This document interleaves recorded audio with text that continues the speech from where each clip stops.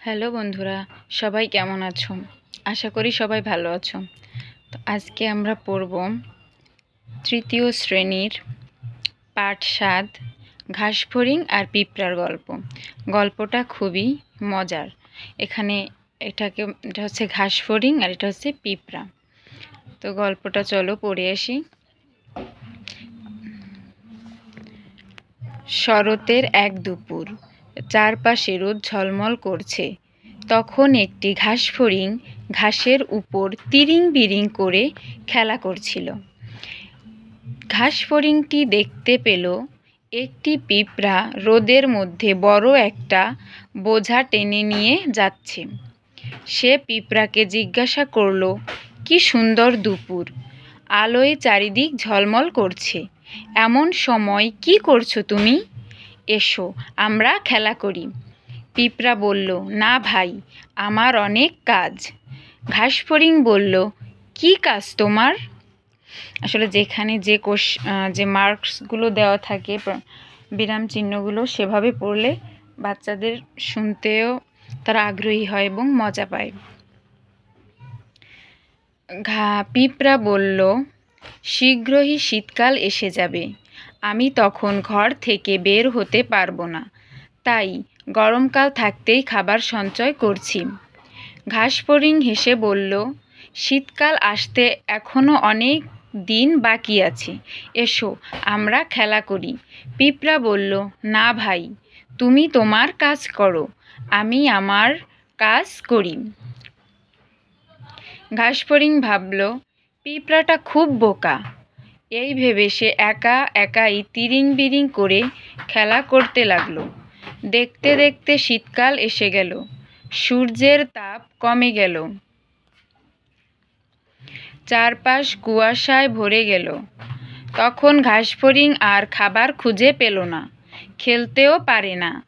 তখন সে পিঁপড়ার বাসায় গিয়ে বলল, পিঁপড়া ভাই, আমার খুব ক্ষুধা পেয়েছে, আমাকে একটু খাবার দেবে? পিঁপড়া বলল, আমি আমার খাবার সঞ্চয় করেছি, তোমার খাবার তো সঞ্চয় করিনি। তুমি গরমকালে খাবার সঞ্চয় করনি কেন?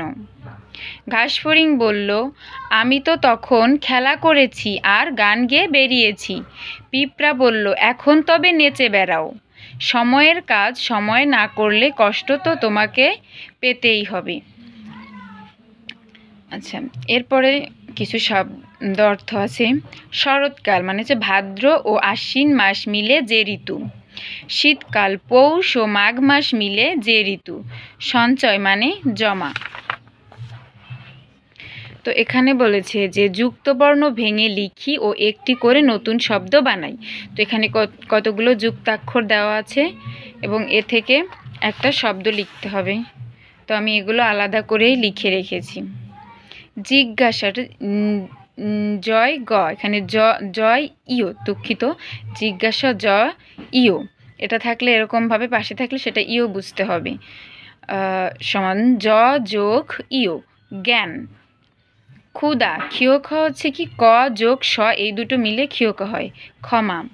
সঞ্চয় ইও যোগ চ, অঞ্চল। কষ্ট, শয়ট স যোগ ট, নষ্ট। এরপরে এখানে সে কতগুলো বাক্য এলোমেলো দেওয়া আছে, সাজিয়ে লিখতে হবে।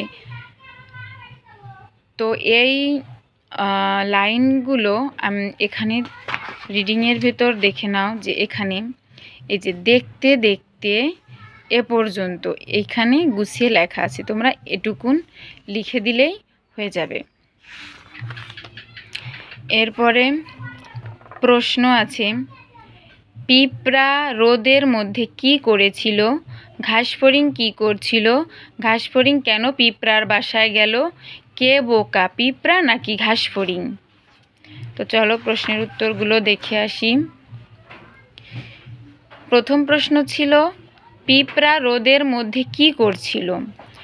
পিঁপড়া রোদের মধ্যে বড় একটা বোঝা টেনে নিয়ে যাচ্ছিল।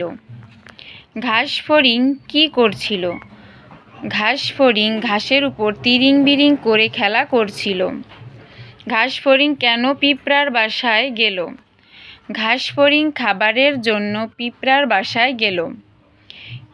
কে বোকা, পিঁপড়া নাকি ঘাসফড়িং? ঘাসফড়িং বোকা।